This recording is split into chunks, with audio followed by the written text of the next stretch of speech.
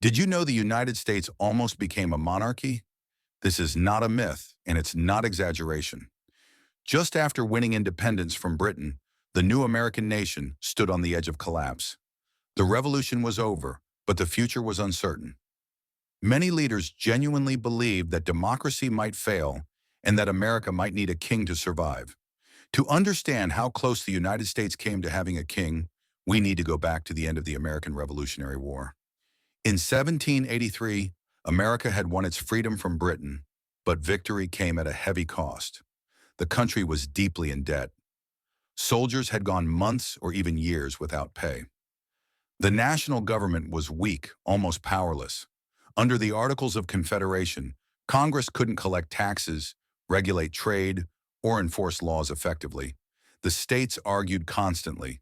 Some printed their own money, others ignored Congress entirely. Foreign nations watched closely, expecting the American experiment to fail. Many people feared chaos. The Continental Army, which had fought for independence, was angry and frustrated. Officers were broke. Soldiers felt betrayed. Some openly talked about marching on Congress and taking power by force. This moment became known as the Newburgh Crisis. In 1783, a group of Army officers secretly circulated letters suggesting that George Washington should take control of the government. Some proposed that he become king. Others suggested a military dictatorship, with Washington at its head. This was not a small or fringe idea. Washington was the most respected man in America. He had led the army to victory, survived impossible odds, and earned near universal loyalty from his soldiers. If anyone could seize power, it was him, and people knew it. At the time, monarchy was considered the most stable form of government in the world. Britain, France, Spain, these were monarchies. Democracy was seen as dangerous, chaotic, and short-lived. Many educated leaders believed republics always collapsed into violence. Even John Adams, one of the founding fathers, argued that America needed something similar to a monarchy to maintain order. So when the idea of Washington becoming king surfaced, it wasn't laughed off immediately. It was quietly discussed. But George Washington's response changed everything. When Washington learned of the plot, he was furious. He called the idea treasonous. In a famous meeting with his officers, he delivered a speech that stunned everyone in the room. At one point, Washington put on his glasses and said, "Gentlemen, you must pardon me. I have grown gray in your service and now find myself growing blind." The moment broke the tension. Many officers reportedly cried. The planned uprising collapsed instantly. Washington refused to seize power. But the story doesn't end there.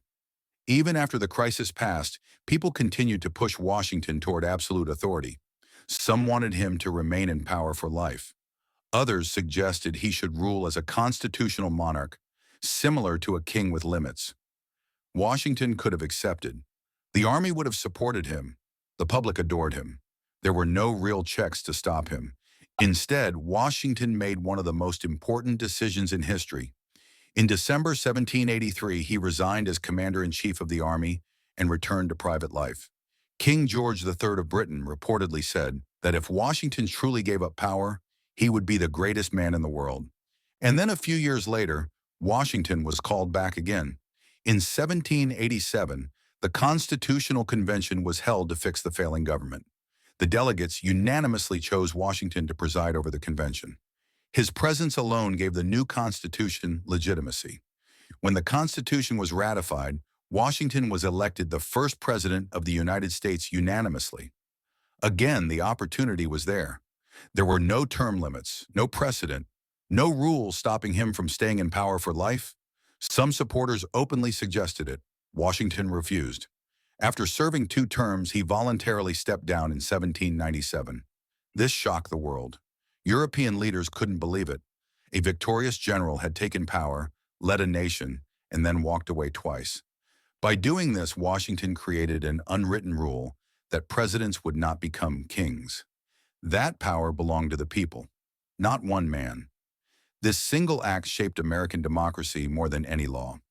If Washington had accepted the crown, the United States might have become a monarchy in everything but name. Power could have passed to his successors. Elections might have become meaningless. Instead, America became something new, A nation ruled by laws, not bloodlines. By institutions, not individuals. By choice, not force. George Washington never wore a crown, but by refusing it, he defined what America would become. And that decision changed history forever.